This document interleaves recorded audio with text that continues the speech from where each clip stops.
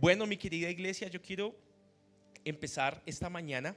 Quiero invitarle a que abra su Biblia en Mateo capítulo 28, por favor.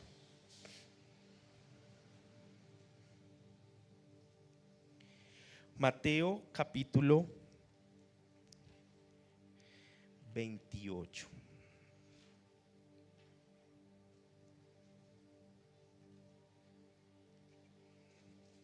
¿Lo tenemos?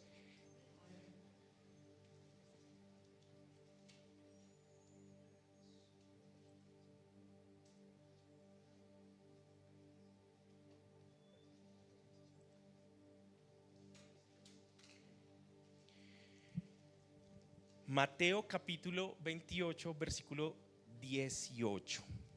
Voy a pasarle el micrófono a alguien para que lo lea, por favor. O espérame si este me funciona. Ay, ya le he quitado unas pilas. Bueno, ¿quién lo quiere leer? Pero con micrófono. A ver, ayúdame, Jimena. Y Jesús se acercó y les habló diciendo: Toda potestad me es dada en el cielo y en la tierra. Por tanto, id y haced discípulos a todas las naciones, bautizándolos en el nombre del Padre, y del Hijo, y del Espíritu Santo.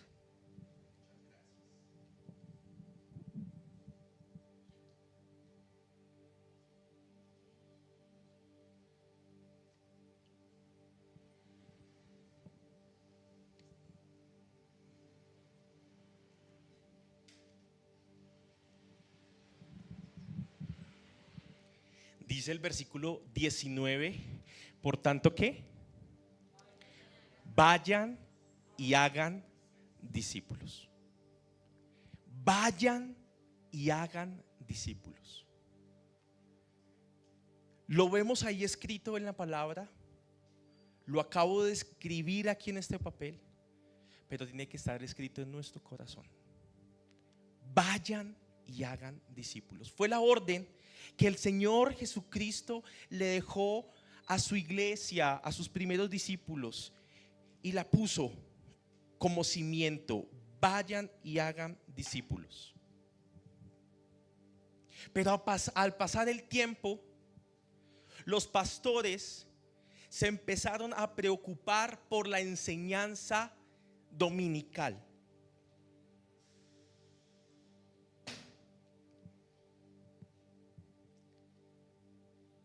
Empezaron a pensar cómo pueden hacer para reunir fondos y edificar los templos necesarios para las reuniones de las iglesias.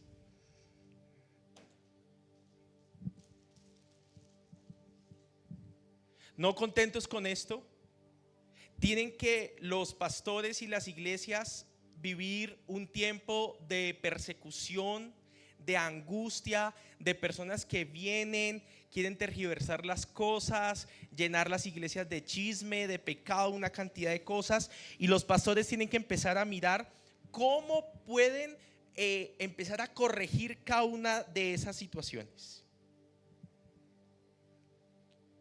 Sumándole a eso las preocupaciones diarias: que se me enfermó el hijo, que no tengo empleo,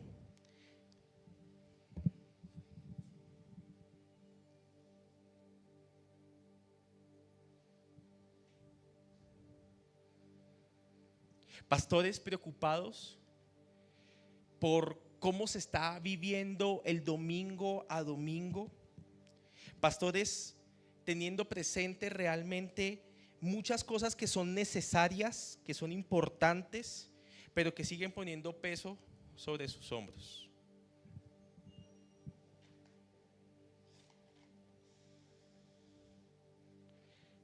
Cosas que son buenas. Hay cosas que no son malas.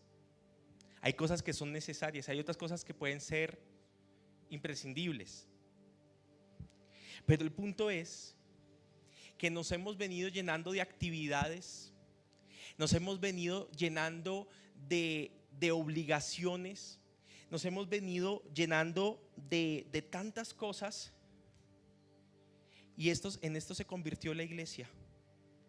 en un cúmulo de actividades, en un cúmulo de obligaciones que lo único que hacen es que uno piense que en cualquier momento la iglesia parece que se va a caer, o que el pastor se va a totear, o que yo como creyente no voy a aguantar.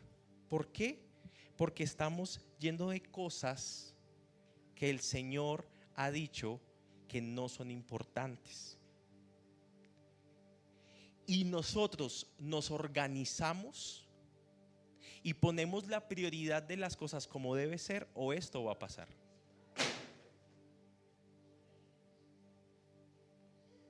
Por nuestro propio peso nos podemos caer.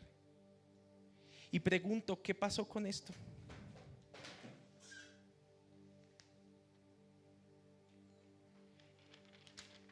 A esto es que el Señor nos ha llamado. Vayan, hagan discípulos. Reúnanse, chévere. Den mercados, bacano. Hagan discipulados, prepárense, estudien, prediquen, canten. Sí, sí, sí, sí, sí, sí, sí. Pero si esto no se vive con respecto a todo lo que está alrededor, así se ve la iglesia. Una cantidad de letra, una cantidad de instrucciones, una cantidad de enseñanzas, pero sin propósito. Una cantidad de situaciones sin orden, porque hemos perdido de vista lo importante. Tenemos que enseñar la palabra los domingos, sí. Tenemos que alabar, sí. Tenemos que predicar, hacer el discipulado, sí. Pero ¿qué es lo que tenemos que hacer? No solamente en primer lugar, sino de manera transversal. ¿Qué debemos hacer, iglesia? Dígalo fuerte. Hacer discípulos. Hacer discípulos. Permítanme un minutico, yo organizo aquí esto. Porque hay que organizar. Si la cuestión está en desorden, hay que organizar. Y si la palabra de Dios dice vayan y hagan discípulos, pero también la palabra dice enseñen la palabra. Gracias, Mirencita, yo pensé que más personas me iban a colaborar, porque es que la iglesia la organizamos entre todos, no solamente dos personas. Claro. Toca hacer discipulado, hay que hacer discipulado. Hay que ayudar a los huérfanos, a las viudas, hay que ayudarlas. Hay que tener ayuda social, hay que tenerla. Gracias, mi tencita. Pero ¿por qué todo eso quiere aplastar esto? ¿Por qué todo eso no quiere que se reconozca esto? Yo no sé si los que están en internet han visto qué dice acá. Vayan y hagan discípulos. ¿Por qué todo lo demás de la iglesia tiene que ocultar esto? ¿Por qué esto queda de últimas? ¿Por qué esto queda desplazado? ¿Por qué esto nos hacemos de la vista gorda? ¿Por qué con esto nos queremos hacer los sordos? Si la palabra de Dios nos enseña, vayan y hagan discípulos. Vayan y hagan discípulos. Es poner lo uno al lado de lo otro. No ocultar esta gran responsabilidad que el Señor nos ha entregado. Porque cuando esto pasa, iglesia, la iglesia entra en desequilibrio, se consume y no da la vida que provee el Espíritu Santo. Acabamos de leer Mateo capítulo 28 que dice, por lo tanto, vayan y hagan discípulos de todas las naciones. Ahora yo quiero que leamos por favor 2 Timoteo 4:5. Vamos a 2 Timoteo 4:5.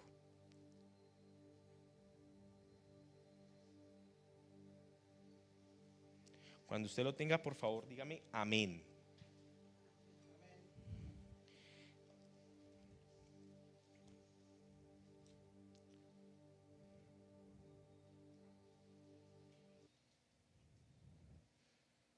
Segunda de Timoteo, capítulo 4, versículo 5. Dice la palabra del Señor, la voy a leer en Reina Valera, mi carito, para que la pongas ahí. Pero tú, sé sobrio en todo, soporta las aflicciones.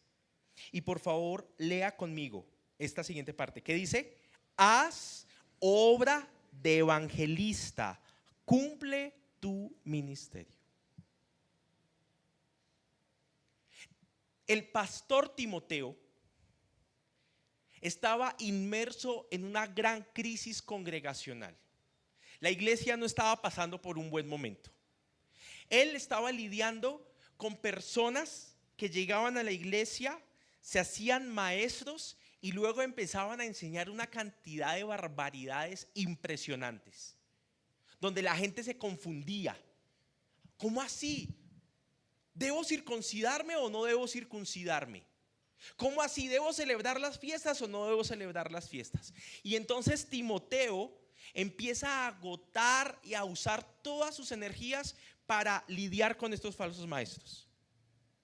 Tiene que empezar a debatir sobre genealogías, sobre controversias con la ley, sobre el peligro de la apostasía, porque mucha gente, conociendo el evangelio, se estaba devolviendo por los judaizantes. Y su energía pastoral estaba siendo consumida por la corrección, por mantener la iglesia, porque todo funcionara como debía ser. Y ante la crisis y ante la ocupación de Timoteo, Pablo le escribe una carta y le dice, vamos a volver a leer versículo 5. Timoteo, a pesar, esto lo estoy agregando yo, a pesar de lo que estés viviendo, sé que sobrio en todo. Soporta las aflicciones que estás viviendo. No vayas a desmayar, no vayas a abandonar, no vayas a claudicar. Soporta lo que estás viviendo en este momento. Y tras del hecho que le dice, haz obra de evangelista.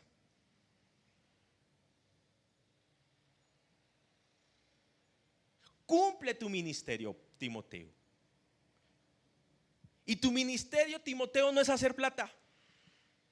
Tu ministerio, Timoteo, no es quedarte encasillado en debates y en estudios y en enseñanzas.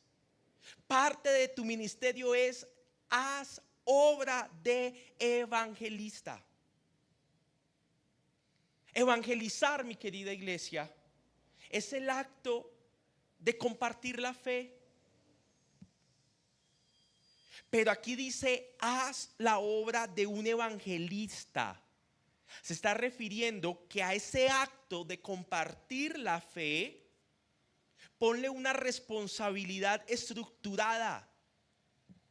Entiende que la iglesia no está para quedarse quieta y defenderse, sino que la iglesia tiene la palabra por espada, tiene los pies como tiene el evangelio como calzado para que avance. Y dice Mateo capítulo 16 que cuando la iglesia avanza, las puertas de la muerte no permanecen en pie.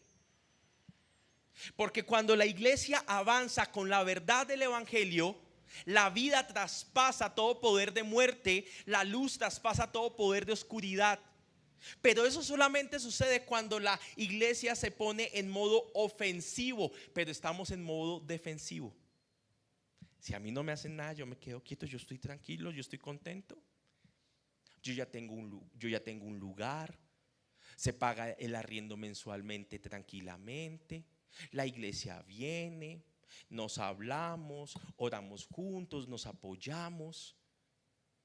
Y hoy el Espíritu Santo me dice, Daniel, no es suficiente.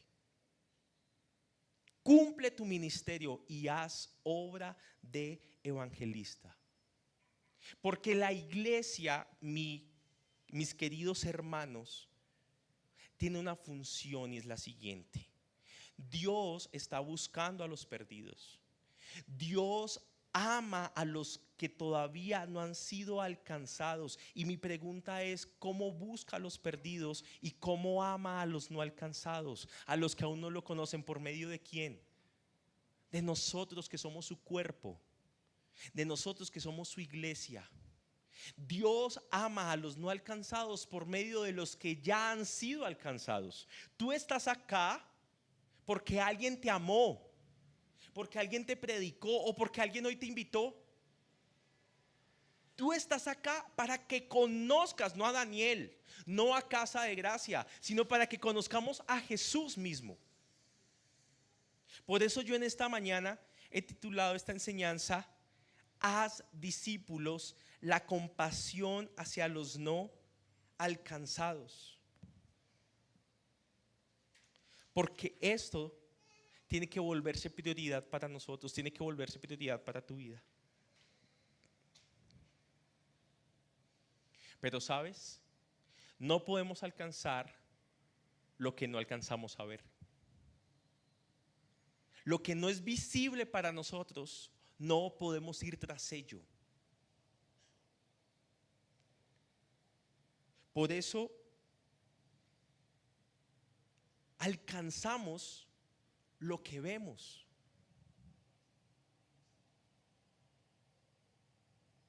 Y quiero leerles un pasaje en la Biblia que nos habla acerca de este tema.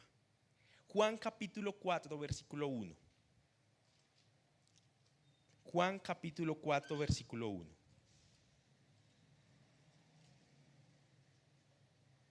Dice la palabra del Señor de la siguiente manera: Jesús se enteró de que los fariseos sabían que él estaba haciendo y bautizando más discípulos que Juan, aunque en realidad no era Jesús quien bautizaba, sino ¿quién? Sus discípulos. Pero Jesús estaba haciendo discípulos. Por eso, a ver si puedo hacerlo acá. Por eso se fue de Judea y volvió otra vez a Galilea. Quiero leerlo, el siguiente versículo en Reina Valera. Pónmelo ahí, mi querida Carito, por favor. Versículo 4. Y le era, ¿qué dice la palabra? Necesario pasar por Samaria. Hagamos un pequeño ejercicio. ¿Qué dicen los marcadores? Me va a tocar tener aquí un tablero.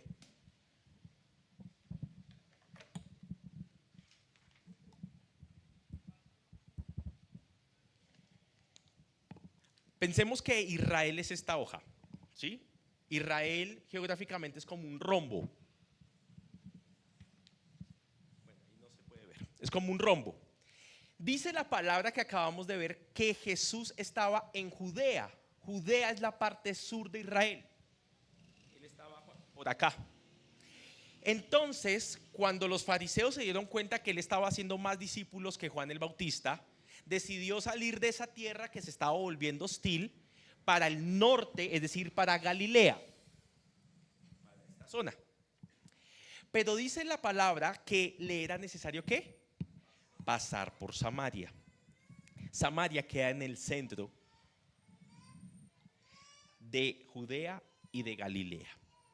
Entonces, es un camino más o menos de 3 días. Él está aquí y hace esto y llega acá. Pero no hemos terminado de leer el pasaje. Ya quedó entendido esto, ¿cierto? Gracias por mi supermapa. Sigamos leyendo. Versículo 5. Llegó a un pueblo samaritano llamado Sicar, cerca del terreno de Jacob, que Jacob le había dado a su hijo José. Allí estaba el pozo de Jacob. Jesús, fatigado del camino, se sentó junto al pozo. Era cerca del mediodía. Sus discípulos habían ido al pueblo a comprar comida. En eso llegó a sacar agua una mujer de Samaria y Jesús le dijo: dame un poco de agua. Pero como los judíos no usan nada en común con los samaritanos, la mujer le respondió: ¿cómo se te ocurre pedirme agua si tú eres judío y yo soy ¿qué? Samaritana. Este episodio de la vida de Jesús está cargado de mucha historia, de mucho significado que me es necesario explicarles un poquito para que podamos entender acercarnos un poquito a lo que está sucediendo acá. ¿Se acuerdan que Jesús estaba en el sur, iba para el norte y era un camino de 3 días? Recto.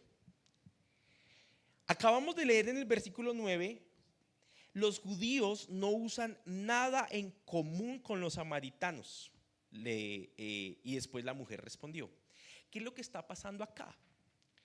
Los samaritanos son judíos mezclados. Y los judíos tenían prohibido casarse con mujeres o con hombres de otras naciones para preservar su raza. Cuando el imperio asirio conquista Samaria, cuando cae el reino del norte, entonces para repoblar esa zona de Samaria, los asirios vienen y se juntan tanto con mujeres como con hombres judíos, esclavos en el momento, y la raza por lo tal se mezcla. No solamente la raza, sino que empiezan a haber un sincretismo y los judíos de Samaria empiezan a adorar también a los dioses de los otros pueblos. En ese orden de ideas empieza una rivalidad, un rifirrafe entre los judíos puros, entre comillas, y los samaritanos. Esta rivalidad ya la vivía Jesús en medio de esta época. Por eso la mujer le sorprende, que eso es otro aspecto. Un hombre judío hablándole a una mujer y de la época. No podemos obviar la hora que era el mediodía, que entendiendo un poco el contexto, esa no era la hora de ir a sacar agua. Siempre se iba a sacar agua cuando no había fuerza de sol, por la mañana o ya muy tarde, sin que oscurezca, pero a plena luz del día, eso era un infierno del calor. Entonces, los judíos más ortodoxos, más puritanos, más fictis, para no tener que pasar por Samaria, daban toda la vuelta. Y el viaje que era de 3 días lo convertían en un viaje de 1 semana. No les importaba que eso les tuviera que gastar más plata, más tiempo, más de todo. Para ellos era suficiente no tener que cruzar por Samaria por la rivalidad que ellos tenían. Hay una tradición oral de los judíos que se llama la Mishnah. Esas son leyes de hombres agregadas a las leyes de Dios. En la Mishnah hay cosas que dicen como que la comida de los samaritanos es como carne de cerdo. Tenemos que entender que los judíos no comen carne de cerdo porque el cerdo es un animal impuro para ellos. Es una falta de respeto, es una ofensa muy grave uno darle carne de cerdo a los judíos. Ellos dicen, toda la comida de los samaritanos es como la carne de cerdo. Y es tan así que ellos en la Mishnah también tenían un estricto juicio aún con los utensilios. Ellos decían que ni siquiera podían tomar del mismo recipiente que un samaritano ya había usado, porque si no quedaban ritualmente impuros. Entonces, yo quiero que nos demos cuenta que la rivalidad en el momento era muy fuerte entre ellos. La mujer era una persona invisible por 3 razones, básicamente. 1, por ser mujer. 2, por ser samaritana. Y 3, por ser una mujer de dudosa procedencia, porque iba a sacar agua a mediodía. Muy seguramente esta mujer no podía o no quería tener contacto con las otras mujeres del pueblo que iban a sacar agua porque se iba a sentir juzgada completamente. Usted puede leerlo en su casa y se va a dar cuenta que Jesús le pregunta, ¿dónde está tu esposo? ¿Dónde está tu esposo? Y empieza ahí una conversación muy interesante allí entre ellos dos. Pero al punto que yo quiero ir es que Jesús empezó a tratar con alguien invisible.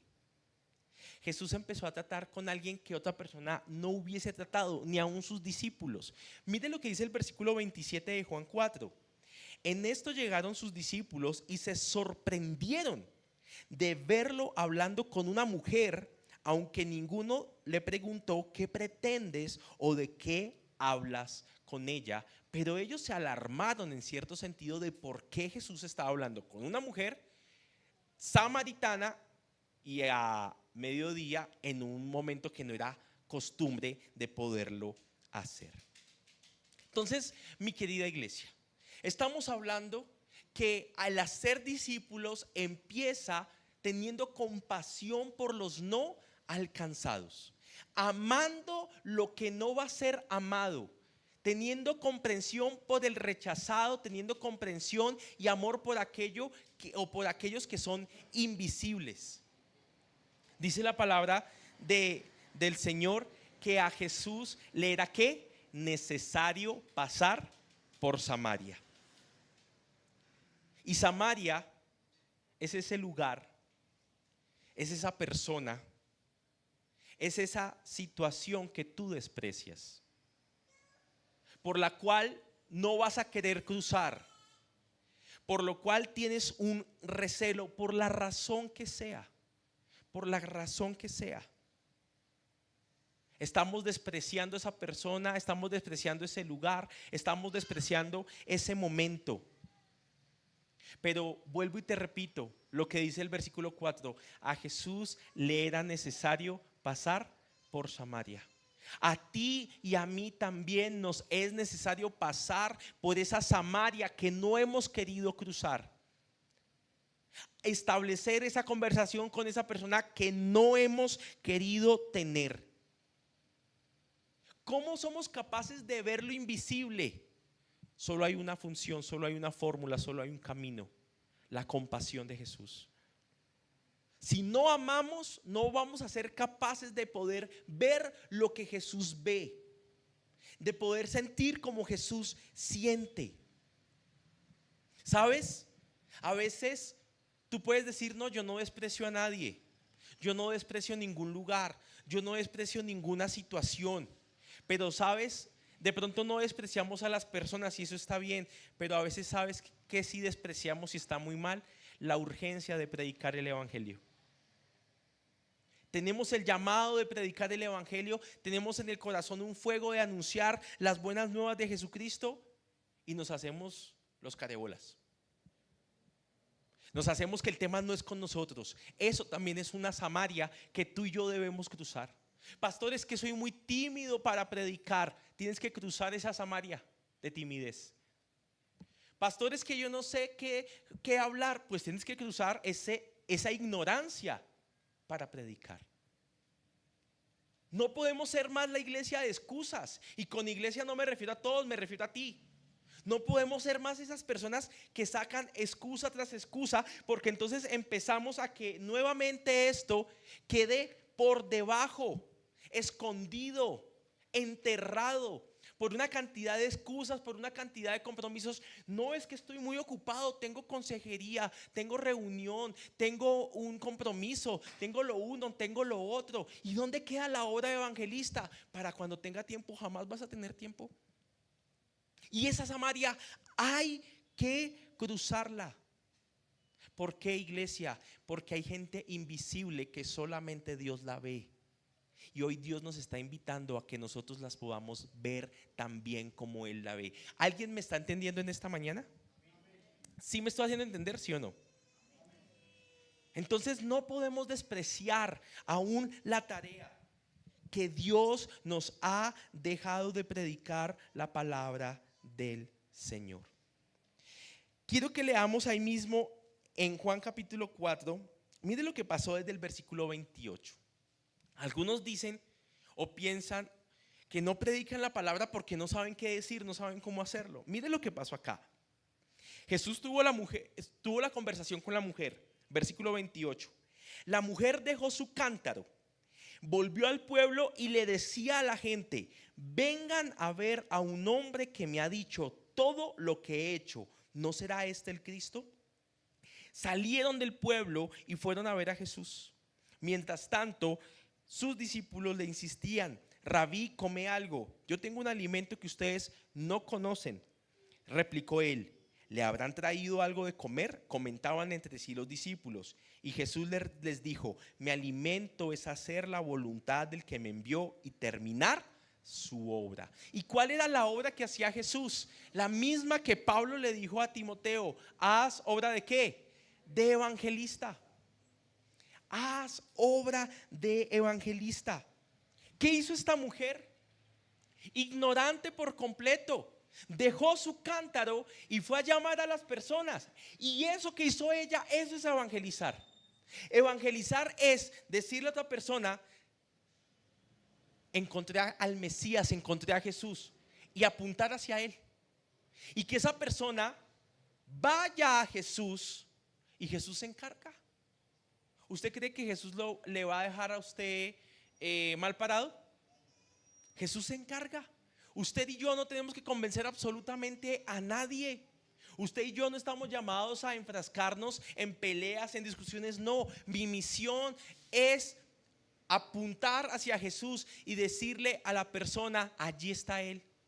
Carlos Spurgeon dijo una vez: evangelizar es simplemente un mendigo diciéndole a otro mendigo dónde encontró su pan. Eso es evangelizar. Yo voy ante una persona no alcanzada como Dios me alcanzó y como Dios quiere alcanzarla a ella también. Eso es evangelizar. Pero tenemos que hacerlo desde la visión de Dios, desde el amor de Dios. Si no tenemos el amor de Dios en nuestras vidas, miren, este tema nos va a resbalar. Este tema va a ser un tema más.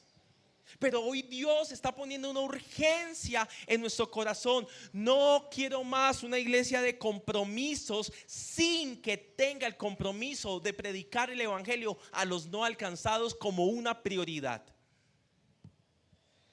Somos discípulos, amén. Pero tenemos que hacer discípulos. Hacer discípulos. Sigamos leyendo. Mi voluntad es hacer la obra que Él me ha enviado. Mire lo que dice Jesús.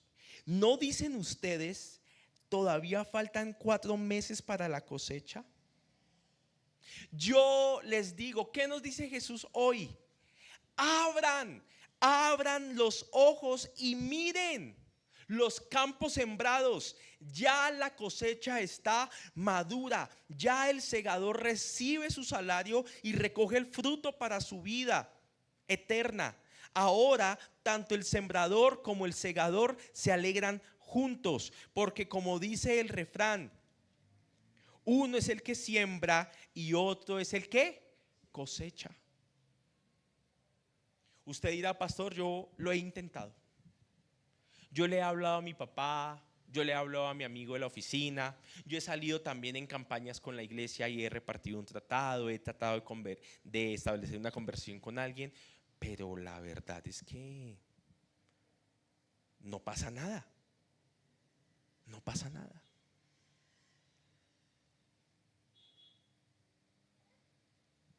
La obra de evangelista jamás es infructuosa, iglesia. Porque el sembrador tiene una sola tarea, y es que sembrar. Y esas veces y esos momentos en que tú crees que es infructuoso tu trabajo, tú no te estás dando cuenta, pero Dios está usando tu vida muy seguramente para sembrar una semilla en esa persona.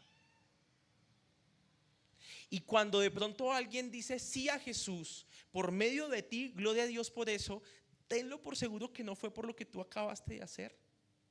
Cada decisión de fe, cada decisión verdadera de fe que tiene una persona por Jesús, eso no es un trabajo de media hora. Eso es un cúmulo de muchas experiencias, de muchos mensajes, de mucho trato de Dios para con una persona. ¿Sí me explico? Para que pueda entender y decirle sí a Jesús. ¿Por qué para esta mujer fue tan fácil ir y predicar y decir he encontrado al Mesías? Porque todos lo estaban esperando. Porque estaban en un momento muy álgido donde ellos estaban buscando a su Salvador. Entonces Jesús les está diciendo a ellos: miren, la cosecha está madura, vayan y recójanla. Si tú predicas la palabra y alguien le dice sí a Jesús por lo que tú haces, ten por seguro que ese corazón ha tenido muchas semillas sembradas a lo largo de su vida. Y si algo pasa más bien, y si tú predicas y nada pasa, entre comillas, tú estás sembrando en esa vida y tiempo después otro cosechará lo que tú sembraste. Como tú en algún momento cosecharás lo que otro sembró. Mira, ahí mismo dice en el versículo 38: yo los he enviado a ustedes a cosechar lo que no les costó ningún trabajo. Otros se han fatigado trabajando y ustedes han cosechado el fruto de ese trabajo. Se han fatigado trabajando. Pero mi amada iglesia, no logramos alcanzar lo que no logramos ver. Por eso necesitamos atravesar esa Samaria que otros rechazan, que otros le dan la vuelta. Nosotros tenemos que ir, enfrentarla, ir por el perdido.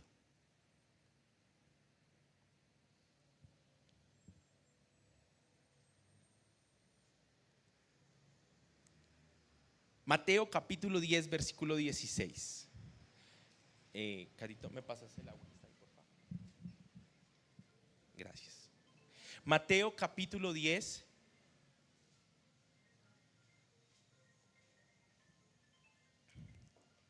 versículo 16.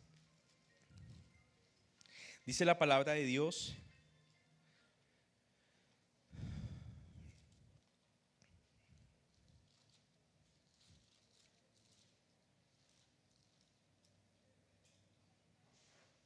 los envío como ovejas en medio de lobos. Por tanto, sean astutos como serpientes y sencillos como palomas. ¿Cómo se hacen discípulos? Alcanzando desde la astucia y la prudencia. Alcanzamos a los perdidos desde la astucia y la prudencia. Dice aquí, vuelvo a leer: sean astutos como serpientes y sencillos como palomas. Aquí la palabra astucia no tiene esa connotación negativa que muy seguramente nosotros podemos asumir, como de engaño, como de malicia, como de artimaña. Aquí Jesús está utilizando una característica de un animal que por lo general se ve todo lo negativo, que es la serpiente. Está diciendo, ¿sabes? La serpiente es sagaz. La serpiente es aguda, la serpiente da en el punto. Y Jesús nos está diciendo, ustedes son como ovejas en medio de lobos. Y eso significa que predicar la palabra del Señor tiene sus peligros, tiene sus riesgos. Predicar la palabra del Señor realmente necesita que tú y yo, como dice la palabra, seamos astutos como las serpientes. No que seamos deshonestos o queramos engañar a alguien, no, sino que seamos agudos, que seamos inteligentes, que seamos intencionales en lo que hacemos. Y la palabra sencillos, como paloma, nos habla de algo sin mezcla. Sencillo es uno, ¿sí? Algo que no sea, algo que no tiene nada oculto, que no hay maldad, que no hay doblez. Y cuando dice la palabra, yo los he enviado, y cuando yo los envíe, actúen con astucia y actúen con prudencia, con sencillez en el corazón, sin hipocresías. Y esto es muy importante, mi querida iglesia, porque lo que yo te estoy tratando de decir es que la tarea de evangelizar no la puedes dejar simplemente al deseo. Ay, hoy me levanté como con ganas de evangelizar. Eso nunca va a pasar. Lo que te estoy diciendo es que ¿cuántos compañeros tienes en tu trabajo? No, yo en mi piso somos 10 en la empresa. En mi piso somos 10.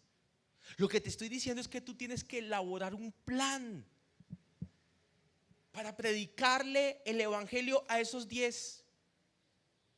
Y recuerda, toda semilla va a caer esperando en un buen terreno, pero va a ser sembrada.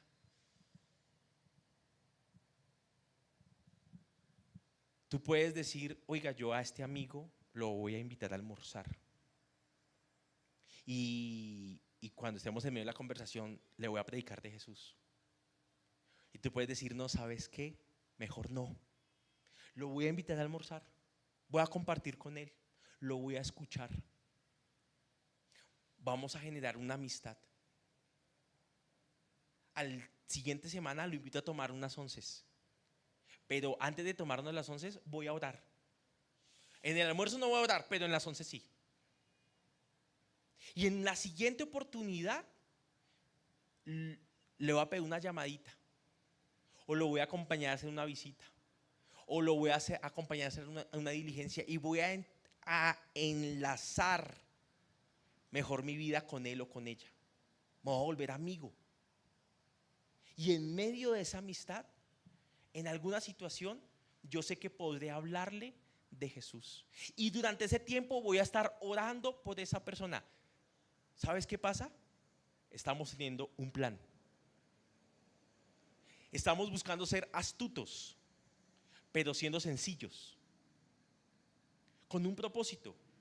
Que esa persona, yo pueda decirle, mira, yo conozco a Jesús, quiero que tú también lo conozcas. Y ya Jesús entra a escena y se encarga de la situación.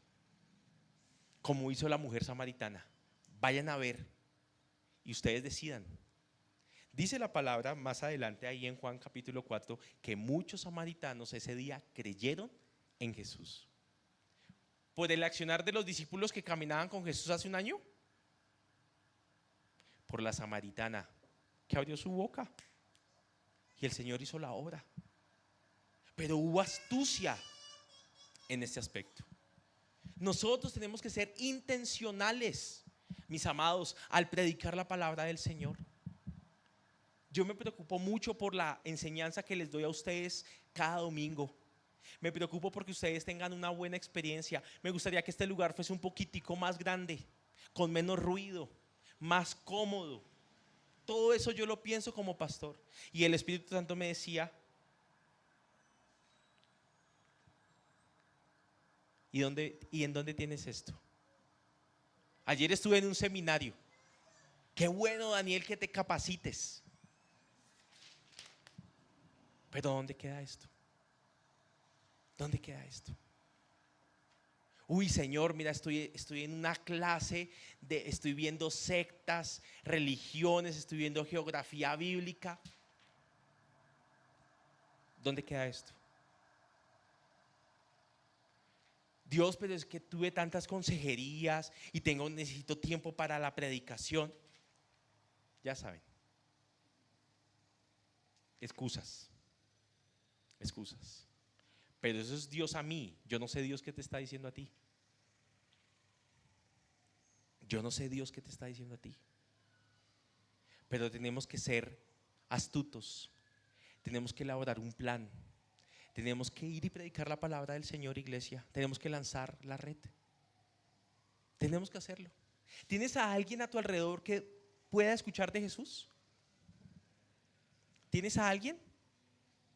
¿Conoces a alguien que puedas predicarle? ¿Conoces a alguien que necesita ser alcanzado por Jesús? Elabora un plan. Sea astuto, sea agudo, sea honesto. Ora y deja que el Señor haga. Tú tan solo lanza la red. Pero lanzar la red no es fácil. Ustedes han visto cómo los pescadores lanzan la red, comenzando que esa vaina es pesadísima. Siguiendo que eso tiene una técnica especial. Eso necesita una práctica. Igual pasa con el evangelismo. ¿Sabe por qué no nos gusta predicar la palabra del Señor? Porque nunca lo hacemos. Hágalo una vez. De pronto no va a salir como usted piensa. Hágalo 2 veces. Va a aprender de su experiencia anterior. Hágala una 3.ª vez. Se va a sentir más cómodo. Hágala una 4.ª vez. De pronto se puede llevar una nueva decepción. Hágala una 5.ª vez. Se va a dar cuenta que Dios lo va a sorprender. Que Dios le regaló algo. Que esa persona aceptó a Jesús, que usted le invitó a la iglesia y quiso venir, que empezó una amistad. Hágalo una 10.ª vez y usted se va a dar cuenta que eso que le era difícil al principio, ahora usted lo hace de una manera mucho más cómoda. Empiece a ir al gimnasio hoy, mañana le va a doler. Pero si usted no se rinde, en un mes usted se va a sentir mejor con usted mismo. Usted se va a dar cuenta, oiga, yo era capaz de dominarme en el alimento, en poder hacer ejercicio. Creí toda mi vida que no era capaz, que eso era para otros, pero yo también soy capaz. Igualmente pasa con predicar la palabra del Señor. Pastor, es que yo no, le vuelvo y le digo, yo no sé qué decir, pues aprenda, preocúpese por estudiar, prepare un plan y sepa qué decir. Oblíguese a que esto sea una realidad en su vida, mi querida iglesia. ¿Sabe? Tengo una propuesta que la vengo anunciando desde el año pasado. Pero ¿sabe qué ha pasado? Ha pasado esto.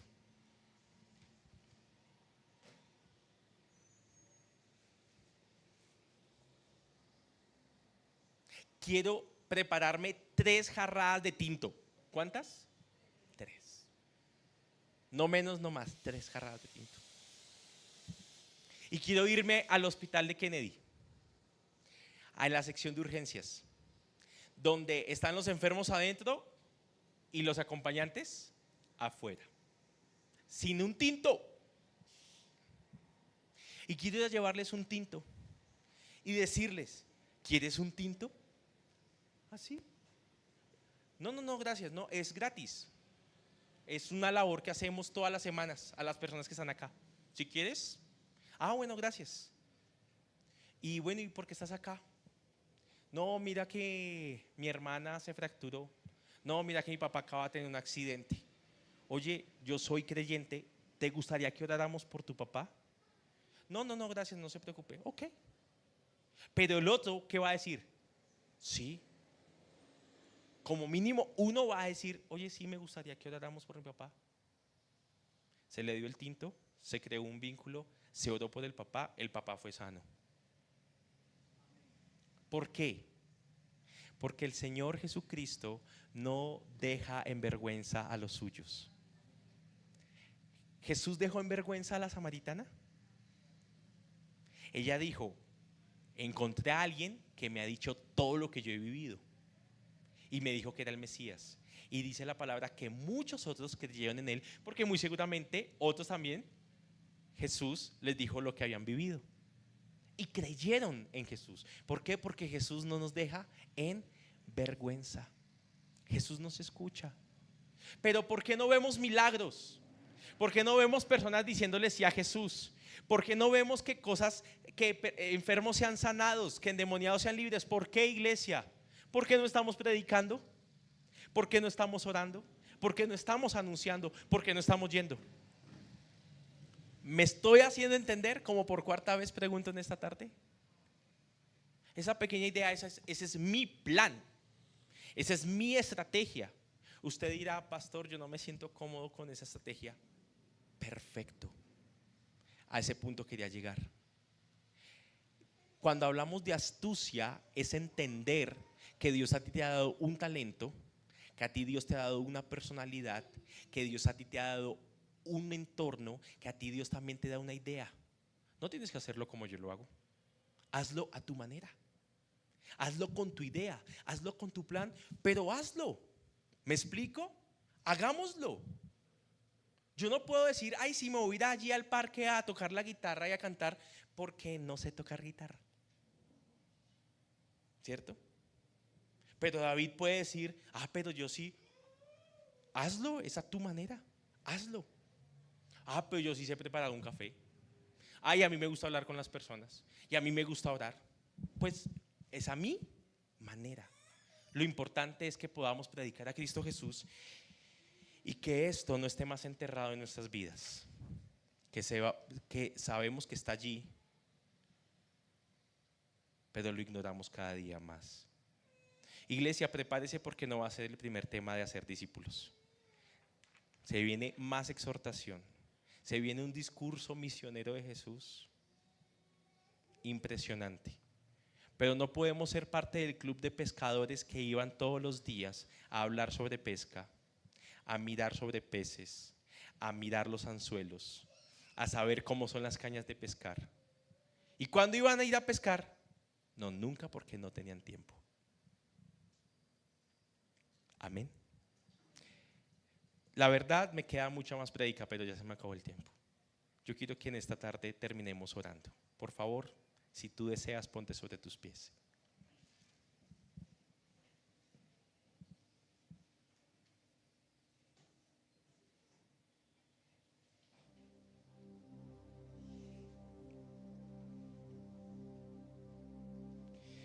Espíritu Santo, tú que estás en este lugar, Señor, tú que has hablado a nuestra vida, a nuestro corazón, queremos pedirte, Jesús, que tú alejes de nosotros todo temor, toda mentira, toda indiferencia. Señor, exhorta nuestro corazón y nuestros labios a que podamos hablar de ti, Jesús. Evangelizar es tan solo la primera parte de hacer discípulos, pero lo primero es lo primero, no nos lo podemos saltar. Yo te pido por una iglesia astuta, Señor. Te pido por una iglesia que ve lo que tú ves, que ve lo invisible, que ve al rechazado, que ve la cosecha. Hoy el Espíritu Santo nos invita a que abramos nuestros ojos espirituales, porque es que antes hemos visto solo barreras. Que la gente me va a decir que no, que la gente se va a burlar, que yo no sé cómo decirlo. Esas son barreras que pone el enemigo, que pone nuestra humanidad. Hoy el Espíritu Santo te dice: abre tus ojos y mira que la cosecha está lista. Jesús, yo te pido en esta tarde, Señor Dios de la gloria, ayúdanos a no enterrar más, a no tener por debajo de las obligaciones, de los compromisos que tienen apariencia de piedad, pero también pueden ser excusas, Señor Dios, de lo importante de ir y hacer discípulos, Jesús. Perdónanos por fallarte. Perdónanos, Espíritu Santo, por dejarnos ganar por la timidez, por el temor, por la falta de preparación, por la falta de astucia, Señor Jesús. Yo te pido que seamos una iglesia intencional, que seamos una iglesia que dé ese primer paso, que seamos esa iglesia que no se cansa en lanzar la red, Señor. Padre, hoy yo clamo a ti, mi Jesús, por cada uno de los presentes, por cada uno de mis hermanos conectados, por cada una de las personas que escucharán esta enseñanza, Señor Jesús. Ayúdanos, Padre, a desenterrar este mandamiento que hemos tenido oculto o disfrazado, Señor Jesús. Permite que como mínimo en la semana le hablemos a una persona de ti, a una persona. Ponte esa meta, mi amado hermano, una persona. Háblale a esa persona de lo que Dios ha hecho en tu vida. Háblale, abre tu boca y que el Espíritu Santo la llene. El Señor ha escogido lo vil y lo menospreciado para avergonzar a los sabios. Aún de la boca de los niños se proclama la alabanza.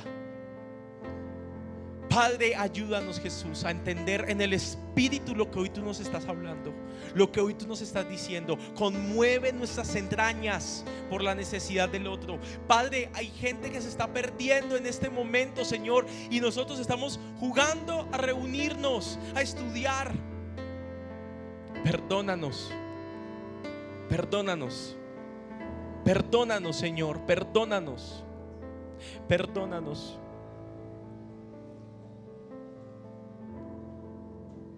Perdónanos por no actuar con esa precisión, con esa astucia, Señor, y con esa fe. Cuando tú hables y ores, los enfermos se sanarán. Cuando tú hables y proclames mi palabra, esas personas serán libres. Alza tus ojos y mira hay una cosecha delante de ti. Hay otros que se han fatigado, que han sembrado para que tú vengas hoy y coseches. y tú te fatigarás, trabajarás y sembrarás para que otros en el futuro cosechen. Jesús, yo te lo pido, Rey amado, permite que nos incomodemos.